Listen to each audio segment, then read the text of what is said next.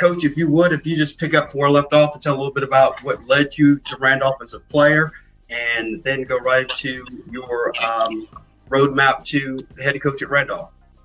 Yeah, I think I mean the reason I'm probably sitting where I am today, uh, being the head coach at Randolph, is the same reason that I chose to play there. It was certainly the guy who coached me. Clay Nunley did a really good job with us my 4 years starting a program, pretty much doing some things with a group of guys in 4 years that I think a lot of people probably weren't expecting or didn't think could happen. So along that journey, I think is when I found out I wanted to be a college coach, and he certainly helped me a lot along the way. So, that's certainly why I'm back at Randolph, doing what I'm doing. So coming out of high school, I think it's a lot different even now than, I'm not too old, but uh, the recruiting scene and the AAU scene and all these elite camps and recruiting pages and all these things are probably within the past 10 years, they've really um, taken it up another notch and changed a little bit. So, my story coming out of high school was a little different because I was battling injuries. I was unable to play in the off season. I kind of was fortunate that I played for a really good high school coach that could get my name out there and communicate with some guys he knew because I wasn't very exposed because of some surgeries and those types of things. So Coach Right. Nunley took a chance on me. Certainly appreciated and glad he did. So. Um, Along that journey, like I said, I figured out I wanted to coach in college. He was very instrumental in helping me out, you know, starting that and then, even bringing me back to become the head coach at Randolph. When they brought me back to in that role, I think Coach Nunley obviously assisted me in that process to be able to achieve that. So, made my way around. I was an assistant coach at, let's see, four different schools, all Division III schools. Made my way kind of around the Mid Atlantic, East Coast area. Started out at Averett, was a graduate assistant, and then went up to Moravian College in Pennsylvania, and really was able to take a big step. Coach Walker up at Moravian had been there for 32 years, I think, when I got there. Um, and so he was really, really helpful in giving me a lot of responsibility, a lot of recruiting territory, um, to really learn on the fly and learn in a whole nother region. Met a lot of cool people up there, a lot of good organizations I'm still in touch with. So um, after Moravian, came back down to Guilford, worked for Coach Palumbo. Coach Palumbo is one of the best coaches in our league, but probably in the country at the Division III level. I don't know how many tournaments he's been to, but it's a bunch.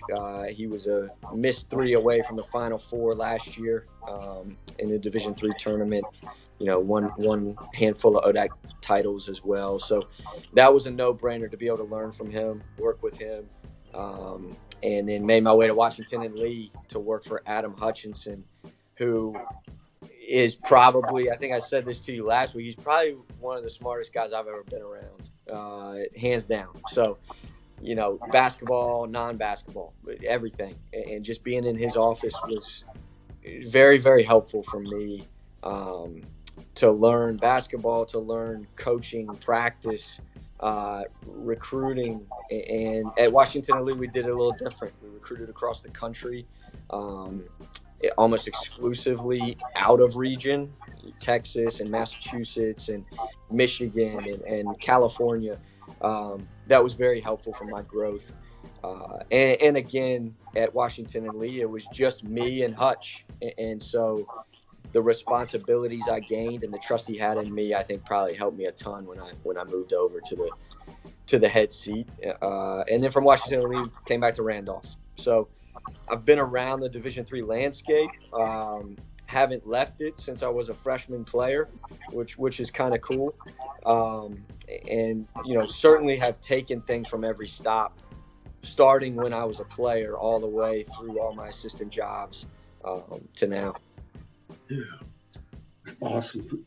That's a lot, and to be able to just nails things off like that. It just goes to show that you've taken a lot from every experience you've had. And I think that's what always helps you, be a better coach, and you learn so many different things from every coach that you work with. Yeah.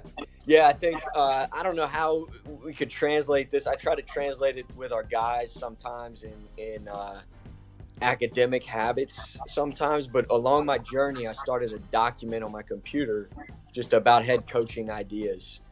And I guess one day something clicked that I'm around all these guys that have been successful, or they've won this many championships, or they coach in this region, or they recruit from this area.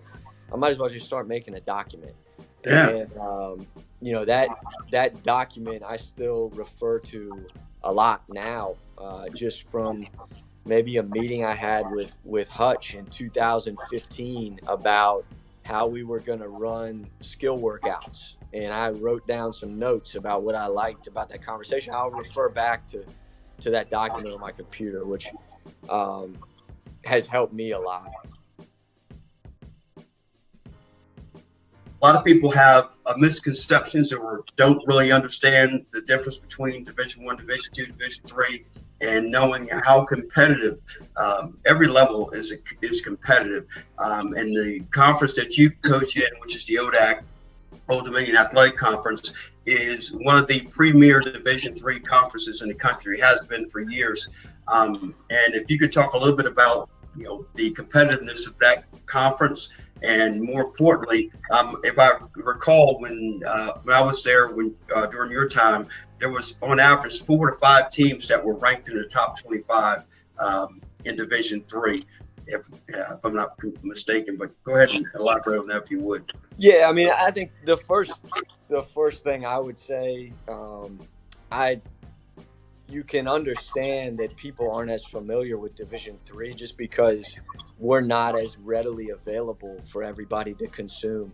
I mean, social media has probably helped us a ton, but we're not playing on ESPN on Big Monday or Super Tuesday or anything like that. So can certainly understand that. The first thing, so having said that, what I encourage everyone to do is go watch it, and see what you think, and go watch the ODAC, or go watch some successful teams or leagues or whatever it might be, and really consider it after you've seen it. Sometimes that's easier said than done. We certainly understand that. So specifically in recruiting, what we'll talk about with guys that aren't as familiar with our league, maybe they're from West Virginia, only has one Division III school in the whole state, so maybe they're not as familiar with Division III. As you get further south, Florida doesn't have any Division III schools. So we'll tell guys, why don't you come play with our guys? Why don't you come play pickup and see what you think? And we want to recruit really good players that we think can help us, but we're also fairly confident saying, if you're the best player in our gym when you come play pickup as a high school junior or senior, then we'll say, well, okay, maybe you're too good, right? Maybe you shouldn't come here, because that's rarely the case. So that would be my encouragement, is just try to consume it somehow, and don't listen to me just talk about it. Go watch it, and I think watching it live is much more helpful, because there's a difference in physicality and speed and skill and all those types of things. So and then I think that basketball in our league, but probably across different schools at our level across the country, schools are really starting to invest a lot more.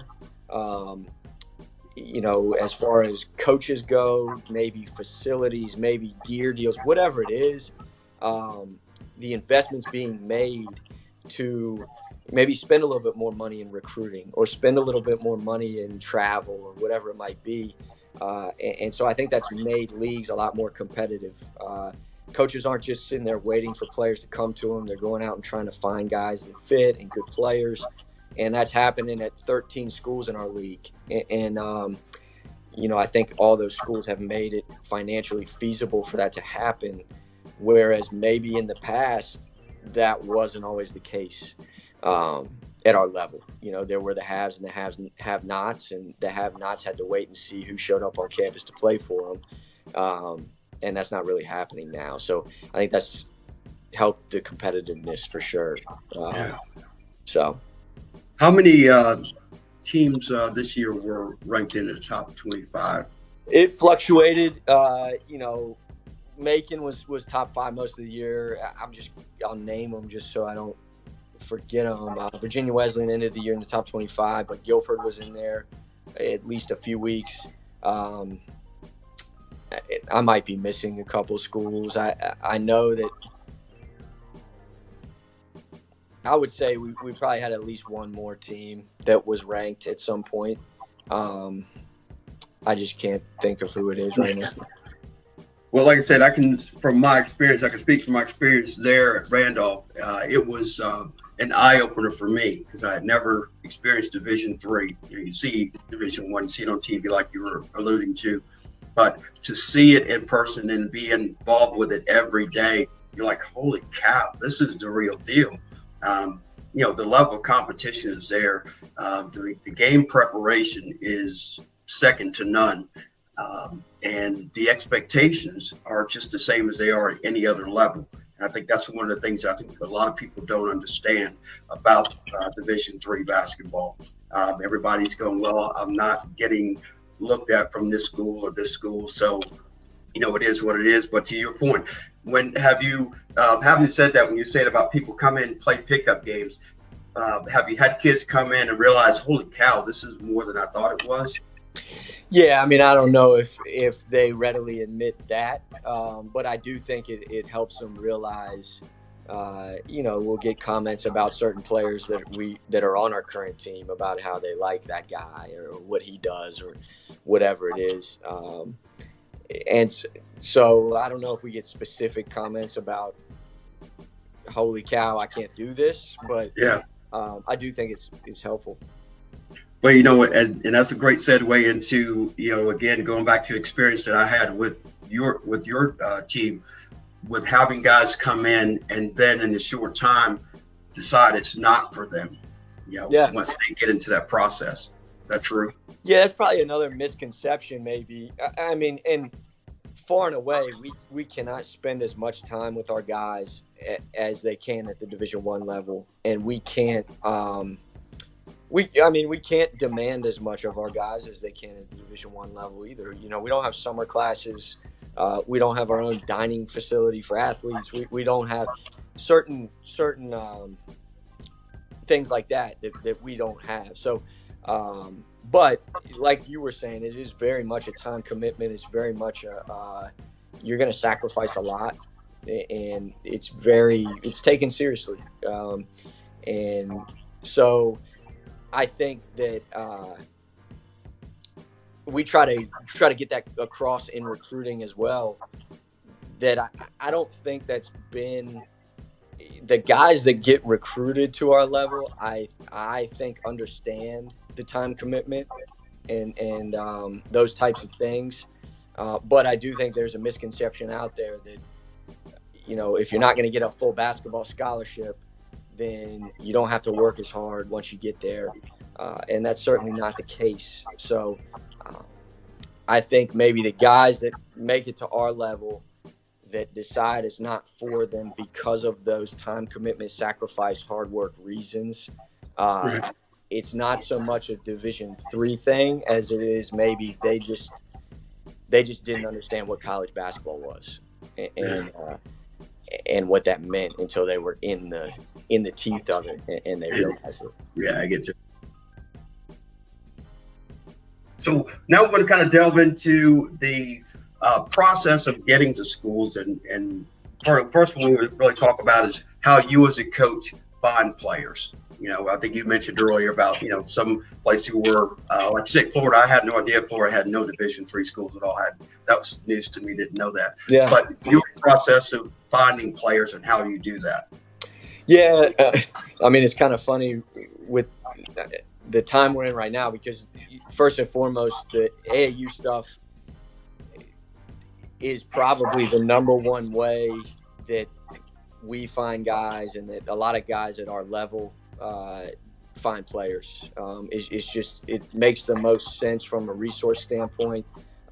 If you know where you're going, there's certain tournaments, there's certain organizations, there's certain AAU programs that have built up reputations, and you can go and find hundreds of guys that are maybe potential guys in a 4-day period in the spring, and it just makes a lot of sense to start there for us. Now, obviously, that's gone away right now, so we're still kind of trying to figure that out for next year. But in a normal year, that's certainly very important, you know. Now, I know I think there was a question about, and maybe I read it wrong, but high school or AAU. I know there's some other sports like volleyball that I think it's pretty common in volleyball, from what I understand, to play only club volleyball and not play high school volleyball.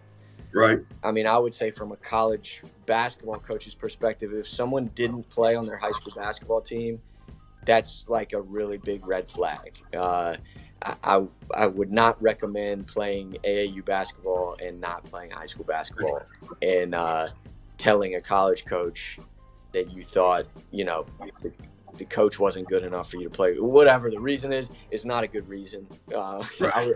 I would say don't do that. Because as a coach, I think that you know, you want to go to those AAU tournaments or those bigger events to find players, but then you want to go to a high school practice or a game or an open gym or a holiday tournament to see them in a different setting as well, where maybe you're not recruiting for the masses at that point, but you're able to see them in a different setting that's probably a little bit more structured. They've been around that coach probably longer than they have their AAU coach, who only gets a couple months with them, or maybe a couple weeks, depending on when you see them. That's a different relationship they have with their high school coach than with their AAU coach.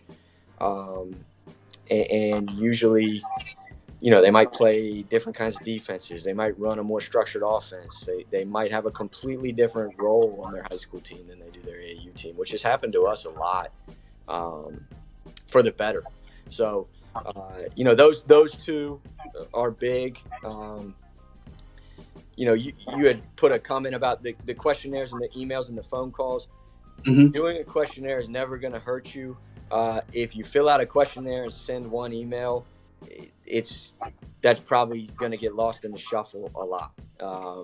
You know, having an AAU coach that's proactive is probably at the top of the list. If I was a high school player, I would want to know I had an AAU coach that was pretty proactive with things. I think a lot of college coaches, they're going to trust the organized AAU coaches, the ones with good reputations, and the ones that are communicative through email, text, whatever it might be, to watch highlight videos, rather than if they just get an email from, you know, a kid that doesn't have a structured sentence and just a link to a highlight video. That one might get lost in the shuffle or passed up on. So I think that's very helpful. That's certainly not to say that high school coaches don't help in that process as well. I think there's a ton that do. And then, you know, I think sometimes, depending on where the player is, I think sometimes maybe the AAU organization is just seen as more of the promoters than the high school.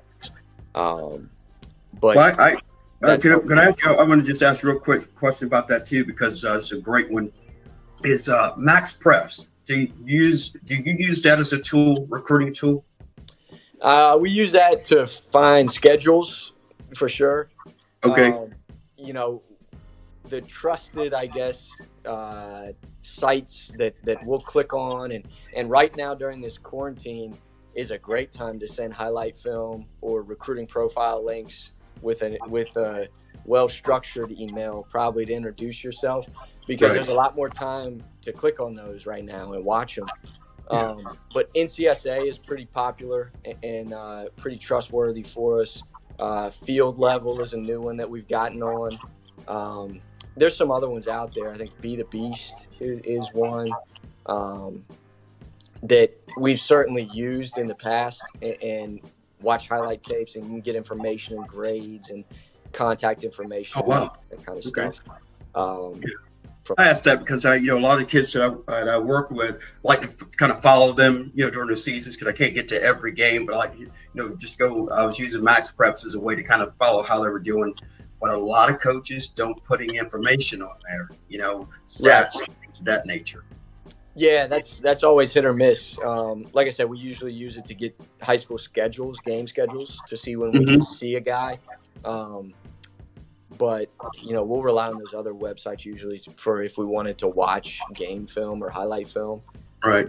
And then again, having proactive coaches, or just maybe not even proactive, but a coach that's willing to help you out. Hey, could you send Coach Hamilton a couple of our huddle films from last season, or whatever it might be, is pretty helpful.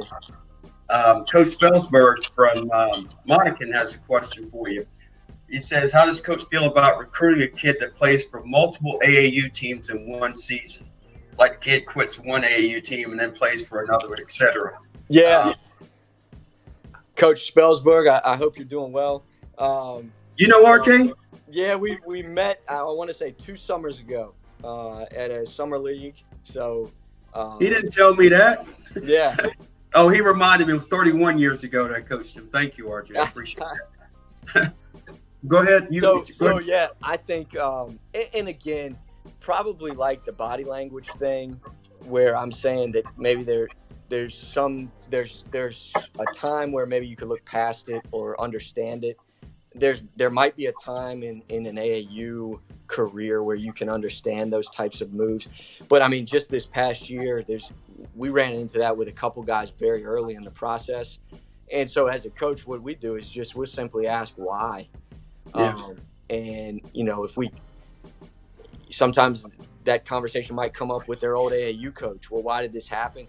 And sometimes there's been really good reasons for it.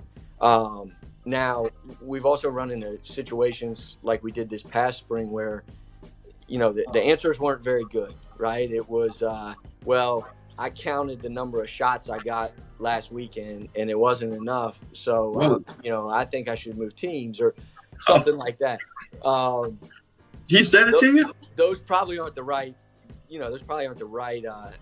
right answers, the right reasons. Yeah. So I would say it is probably not the best idea. I don't think it's the end of the world. Multiple, meaning like more than 2, that's probably not good. But sometimes there could be reasons from moving from team A to team B, as long as we can talk it out and There's good reasons for it. Yeah. That's crazy.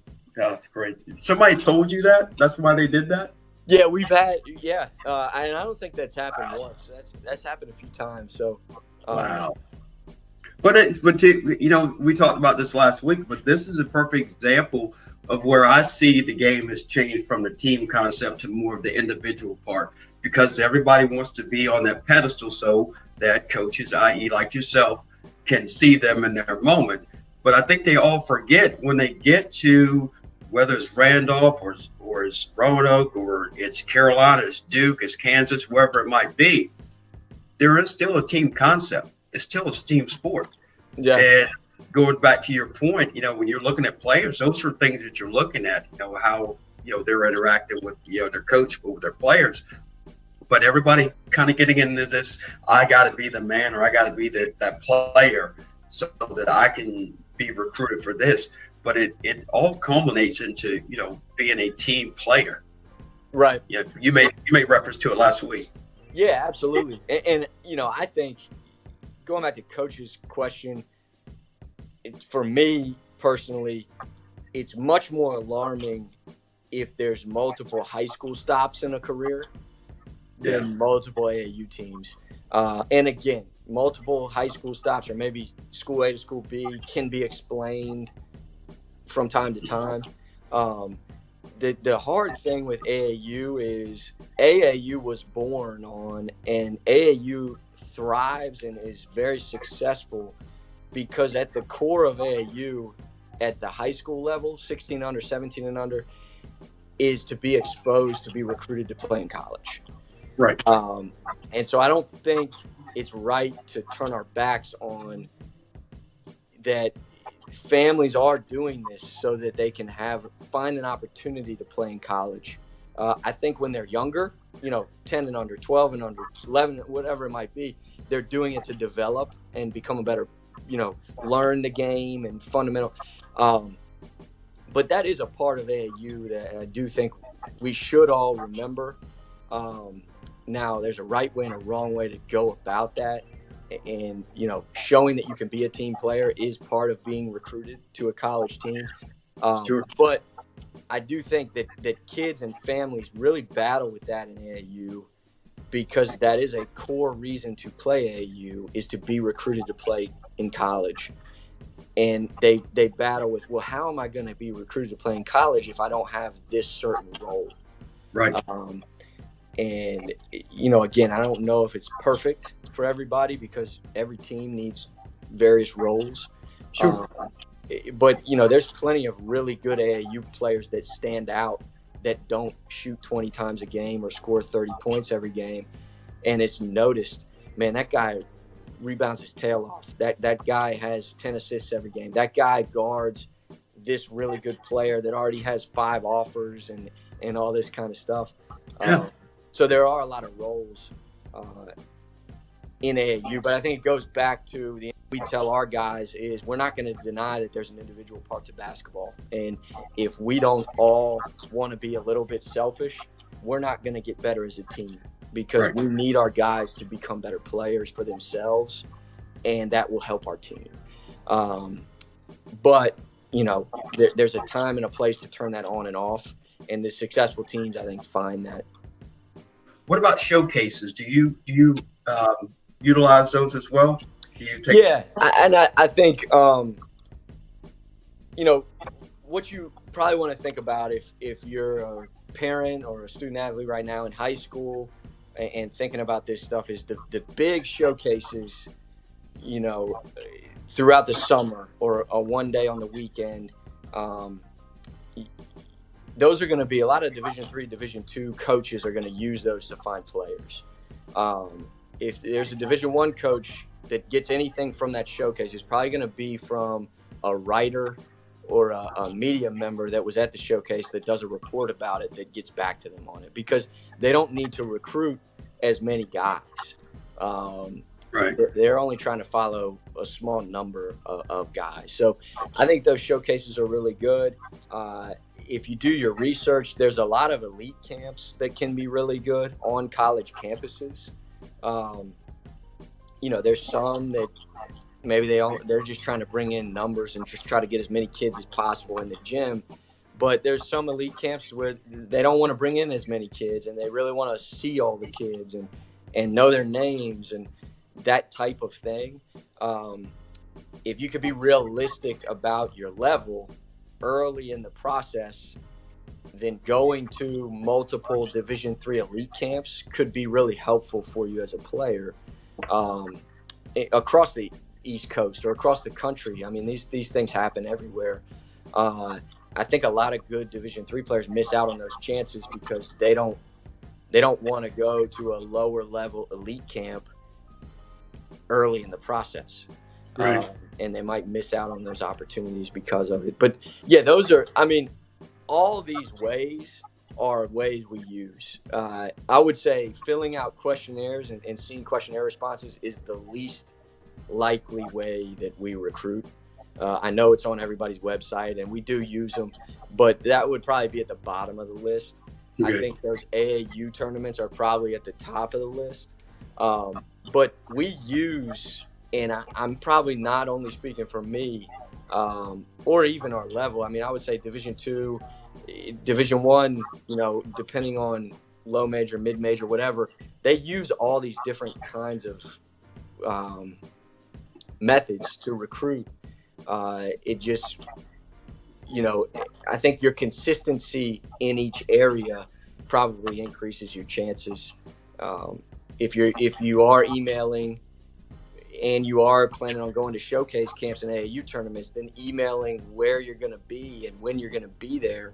Right. Now you're using 3 methods right there. And we're able to maybe quick respond to your email, not really know anything about you, but just in our head say, well, we'll catch them at this tournament. And now we're able to see you there. So I think all these methods are really good. Okay. Hey, remember I told you about my setup before we started? How we said we got our little command central? Yeah. Well, I just got a text question for you. Okay, so hey, Coach T, question to ask the coach. Most Division III schools are private schools and are so expensive. Yes, they offer academic scholarships, but what else can they offer to be competitive with other schools? I read recently they need to offer free housing, etc., to be more competitive. Otherwise, students have huge debts. Yeah. So, I guess the first thing I would say to that, and I don't know the percentage, but I do think there does need to be a realization that if you're going to play Division III basketball and sometimes Division II basketball, depending on where you're going to play, there's going to be a cost involved. Now, having said the second piece or the first piece, the second piece is there's a very, very high percentage of Division III athletes that are going to take a federal student loan. I know that loans aren't good. The federal student loan is extremely common for a lot of Division III athletes and maybe Division II athletes too. I say to that, that's not $100,000 worth of debt, that loan. If you feel like you're going to go get an education somewhere that's worth your while and gain experiences academically that's worth your while and internships, and you feel like you're going to go have a career that is a good one, then taking a federal student loan at $5,500 a year, I think maybe $6,500 a year, you're not going to want to pay that off. But it's not going to prevent you from eating dinner when you go into your professional career. You're going to pay something to play college basketball at this level 95% of the time. There are circumstances where you're not, but 95% of the time you are. And you just have to feel comfortable with, well, what type of education are you going to get? Are you going to get a good job? Basketball aside, you look at the price of some of the most prestigious colleges in the country, and you can't imagine that much money going towards an education. But look at their return on investment for going to those types of schools and getting that education. On a smaller scale, I say, I went to Randolph. I took out a student loan.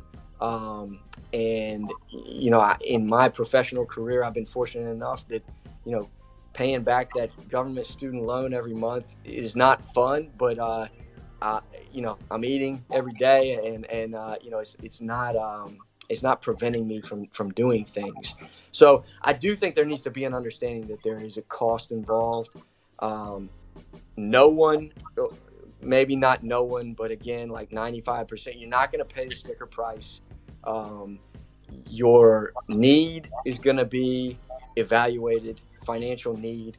Your academics are going to be evaluated. And, there's leadership scholarships. There's scholarships you can apply for various reasons. You just have to kind of play the game and go through the process to get your package. So you got to do some of the legwork too. Yeah. Yeah. But that's great. That's great information. Like I said, a lot of with the emails. I think the big thing there, and I talk a lot to the kids about how to communicate with adults. Not just quick, hey, I'm interested in playing. What do I got to do? That's not a very thorough way of introducing yourself. I mean, you're looking for finding out how mature a potential player recruit is as well. I mean, you want to make sure that that's something you can work with, and the less you get, that's very low for you to work with. So why would you be very interested if you're not getting a well thought out email? And along those lines, would you rather get an email from a parent or would you rather get it from that student athlete? Probably the student athlete. I think once we're in the recruiting process, it'd be more common to get emails from parents if they had questions about anything. But if we're talking about initial recruitment, um, or showing interest in Randolph or a program initially, then Yeah, you'd probably be better served to email as the player, um, rather than as the parent, just to show your interest back. right. Uh, and a lot of what we do, if you are using online services, especially right now, some of our assistants, they have time right now to go through some of these sites and find players that might fit and email those players, uh, hey, saw your highlights online. We'd like to get to know you a little bit better.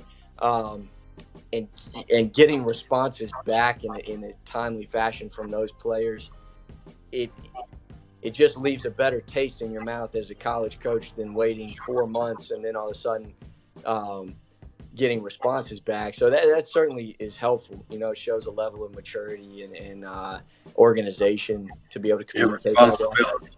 Yeah, absolutely. And responsibility. Absolutely. Have you had experiences with parents that have tried to interfere with your process during the season? So kind of say that again. Have you had any negative experiences with parents during the season? Basically trying to tell you how to coach. Oh, no. No, and I think that would, hopefully I could stay fortunate enough to stay away from that. I think I am much more insulated from that than a high school coach is, which I'm very thankful for, just from talking to my friends that coach high school. Um, there's maybe more of an understanding there. And again, I don't know if that's where it comes out. Maybe at the high school level, it comes out as more of, that's what we see when we're recruiting kids, is they are trying to do that. Yeah, Uh, on the college level, our bigger worry would be, how does that affect their kid's mindset? Is he all bought into our coaching staff and our team, or is he worried about, you know, the other coach or the other wannabe coach that's telling him how it should be? yeah, And I think that wears on players. That's the mental notes I would take as a coach, watching, maybe parents overstep their bounds a little bit, would be, how's that going to affect when I'm that kid's coach? Not so much I'm going to have a conversation, but is it going to affect our buy-in, um, from that specific player, or maybe a group of players that are around and tight with that specific player? yeah. Great. That's good stuff. Um, so this next part's one that I'm always big on. I talk a lot about this with the kids, and it's about you know, how do you behave? You remember a couple of years ago when you came and spoke at camp? I think it was into your first year. I specifically remember you talking a lot about body language and how kids interact not only with their teammates but with their coaches and their opponents as well and the officials. Um, that weighs heavily on whether or not you would be interested in recruiting a potential player. True. Yeah, for sure. I think that, you know, I'm probably one that, if you see it once or if there's context to it, you maybe could look past it one time, depending on the situation. Right. But guys certainly, I'm talking about going to all these AAU tournaments. You'd be surprised how quickly guys can build reputations, just because we're sitting there as coaches for 3 straight weeks watching these same teams, and we start chatting back and forth like, man, this guy's at it again, and that kind of thing is certainly something to be wary of. And to understand that, I think obviously you want to put on a good presentation of yourself. But I think you want to understand what we would be looking for as a coach is not necessarily that, but probably more so it's just telling how you're going to react to some bad stuff that's going to happen. Playing college basketball, you want to think that it's all roses, but there's going to be a lot of bad stuff that happens to you when you play college basketball. Yeah. 4 years is a long time. Going to college is hard. Classes are hard. Playing is hard. Competing, all this stuff is just going to be bad things that happen to you. And if you're promoting that you can't handle something that in the grand scheme of things isn't that bad of a thing, something that happens in a basketball game in the springtime, then I think coaches take note of that. And that's probably what it means more to me rather than it's just a game thing, Yeah. And so we've definitely had cases where we've decided, that's probably not really what we're looking for. That's probably not going to translate very well. And, as I continue my journey as a head coach, and I think other coaches have certainly done this before, we've probably made a couple mistakes, to be honest with you. And I've said we could overlook some things that maybe we shouldn't have, and have gotten burned for a little bit. So, we've got to get better from that. And, I think it translates again. You don't want to pay too much attention to parents, but if you want to put that kind of in the same boat, as a coach, you're trying to figure out what's it going to be like when this guy plays for me. So, families come along with that. And I love the passion, and I love the enthusiasm and the cheering for the team, and even getting mad when certain things don't happen, or getting mad at a ref every now and then for something like that. I get mad at the refs too. But I think the way I would tie that in is, as a coach, what you'd probably be looking for from a family standpoint is, well, how are those families with the current coaches or with the current players? Because I'm going to be that guy's coach one day. So if that's not a positive now, well, then what's it going to be like when I'm the coach? Is kind of how we look at it.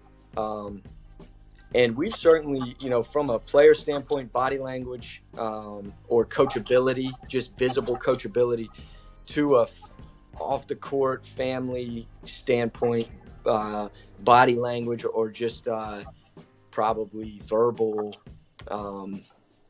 interactions, we've certainly made decisions to move away from guys Because of that. Yeah.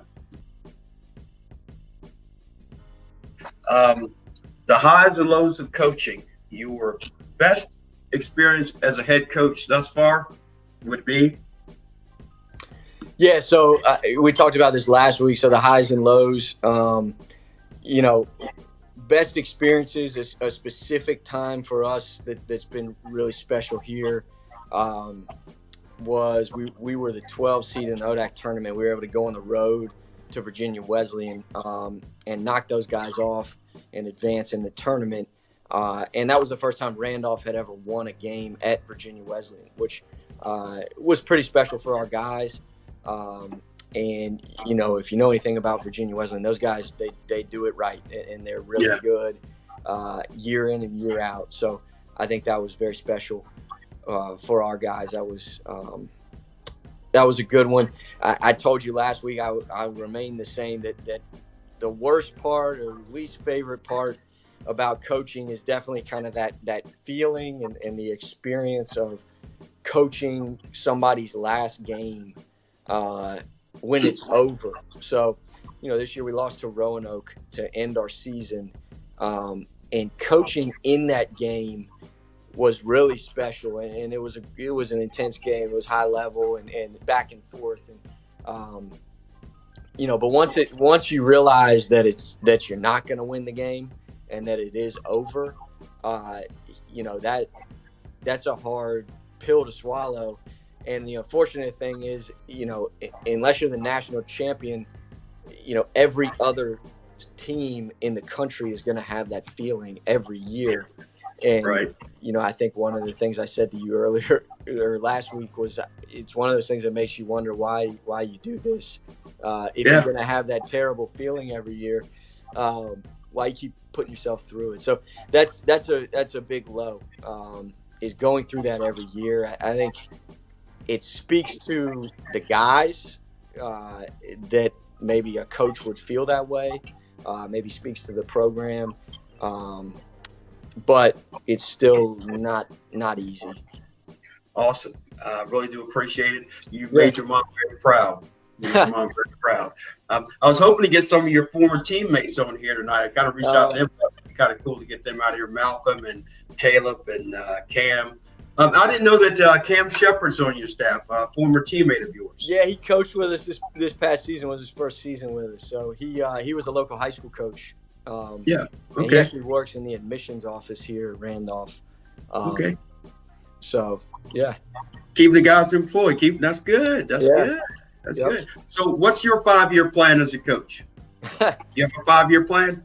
I think you know, I was fortunate to be in a position to take over here at a pretty young age, and I've gotten some advice along the way just from various coaches about what to focus on and what to worry about. I think especially in college coaching, everybody's obsessed with the next job and what's happening, who just left, what job's open, where can I go, where can I do this, and I think that's only natural. I think that the way I want to look at it is we want to do a good job where we are and then see what happens, and that can mean a variety of different things, but that's what I'm worried about, and so I'm worried about doing a good job here, and I don't see anything past that, and hopefully that just means a lot of success here. But yeah, hey, really do appreciate your time, and I hope everybody's gotten a lot out of this. We did ask Coach about that. Somebody came and asked you. We asked Coach his opinion on AAU. Coach's opinion on AAU is that it is a big platform for them for recruiting, along with going to high school games. So they kind of rank the AAU right up there at the top as a opportunity to find prospective student athletes. Somebody said good stuff. They said thanks to both of you. Really appreciate that. Hey, Coach, last thing I want to do, if you kind of tell everybody what you're doing now as far as how you're recruiting with our kind of current situation.